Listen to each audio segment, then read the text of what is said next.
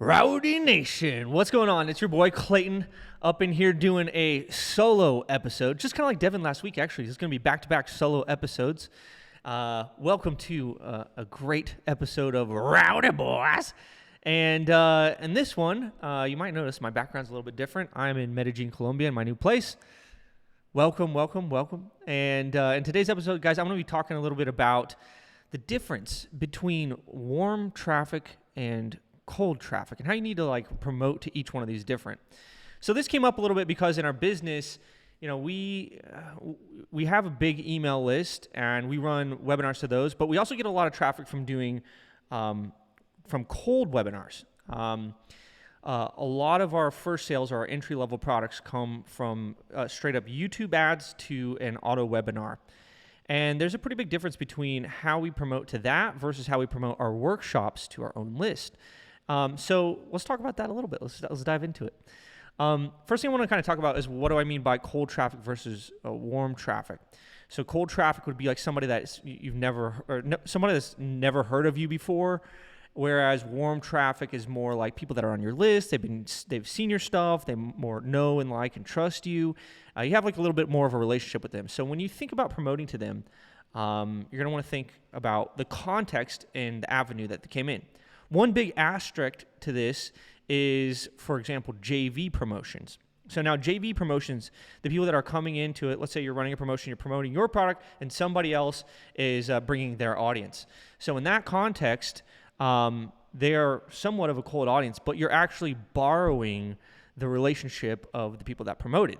So you're still going to have to win them over and use some of the cold webinar tactics, but you'll also know that basically you're borrowing that audience from them. So some things that work on like a JV webinar are not going to work on a cold webinar, like straight from YouTube ads, for example. So let's talk about, I got some notes here, guys, and let me talk about what kinds of things you're going to need to think about and what you need to change if you're going from, promoting stuff to your list and it's working great, and then you want to go to cold traffic and it doesn't work or whatever. So how do you think about them differently? Okay, so the first one, let's talk about cold traffic first. On cold traffic, it's really important to think about a mechanism, right? We talk a lot about unique mechanisms, and that is like the specific thing that makes your product or service or whatever work, right? And having a unique mechanism, the thing that makes it special, kind of like, we always use the example of P90X, and muscle confusion was their unique mechanism. When you have something like that, that also plays into the curiosity that the audience is going to have. So when you're on a cold audience, they don't know anything about you, so you're going to need to really hook them with this kind of unique mechanism and curiosity. That's really important in the beginning, as opposed to a warm audience where you can actually be a little bit more straightforward. So the first thing I would do is, focus on hooking them with that unique mechanism, use lots of curiosity. And then if you're doing it in the context of a webinar, you want to start with a lot of proof, right? We need to earn their trust. We don't have their trust yet. So in the beginning of a webinar, it's really important that when you start coming on, you don't wait until the end to show the case studies. You show the case studies right up front. Now, I would say even on warm audiences, proof. We're huge fans of proof. But especially on cold audiences, it's required, because your biggest thing that you have to overcome is first their attention, but secondly is they just don't trust you. Everyone that comes to you in the beginning, they're coming with extreme doubt, and so you're going to have to overcome that. So put a lot of proof in the beginning. It's going to help out a lot. Let's see what else I got here. I say that charisma is extremely important, because and charisma really plays into getting attention. You got to really stand out. Like I said, they're really...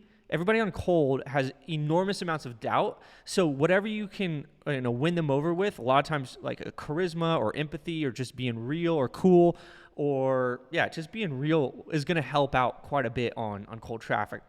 And then the last thing I have on here is that on cold traffic, there's kind of a different frame to a pitch. So a lot of the webinars that we do is revealing secrets. We're in the frame of teaching, we're going to teach you something. This is going to be something that's really valuable to you, whether or not you buy. There's no real focus on the actual product. It's just, we're going to show you this cool thing. Okay, so now moving on to warm audiences, how they're different. So these are people that are on your email list.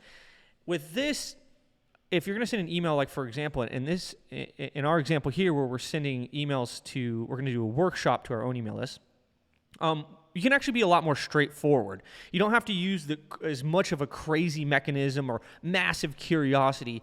You can be a lot more to the point. We don't need a big sales letter. We don't need like a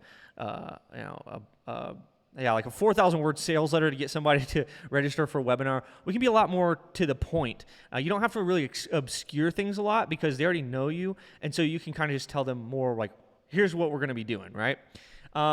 Next, you can also be a little bit more focused on the product and what it does. So for example, when I'm talking about warm audience, we're also kind of talking about them being a little bit more bottom of funnel. Yeah, we've already captured them. They've entered on some lead magnet some way. You're coming down to the bottom of the funnel. So we can be less focused on, the things that are going to hook their attention and more focused on kind of the solutions and the products that we're offering. So again, that kind of plays back into the being more straightforward. You can also be like shorter. I kind of mentioned this earlier, but you don't need as long of a pitch oftentimes. You can be shorter. To be honest, content should always be the length that it should be, meaning like it needs to cover whatever it needs to cover. It's not short versus long is necessarily better. Short can be used when you need short content, and long content can be used when you need long content. But in general, you can be a little bit more direct with your warm audience. For the warm audience, again, we're coming back to proof. I think proof is amazing in all aspects. Like you should always be using proof. But thinking about a warm audience, we need things that are going to push them over the edge. Like we've already got their interest and intrigue. They know us and trust us. But we need to convince them that this product is right for them. So we can have a product-focused case study. And that type of content can help them push them over the edge. The other thing that kind of plays into that, like discounts and incentives, those can work really well for warm audiences versus like a cold audience. If they've never seen your product, they don't give a shit if you have a discount on it because they don't know anything about your product. They don't know how good it is. They don't know anything about you. So discounts don't work right off the rip on the cold audiences. But for the warm audiences, the people on your list, man, discounts can crush it basically. And then the last thing I have is instead of framing it as teaching like we did on a cold audience, a warm audience, we can frame it more as solutions to problems. Anyway, basically, guys, I want you to just think about this. Whenever you're promoting something, you got to really think about who the audience it's going to and what the context is in which they're coming in. And when you know that, you're able to frame your message specifically, and you're going to have a lot more results that way. So anyway, guys, hope you enjoyed this really short episode of the Rowdy Boys, and we'll be back again. The tag team of the Rowdy Boys will be back very soon. So, guys, we will see you on the next episode. Cheers.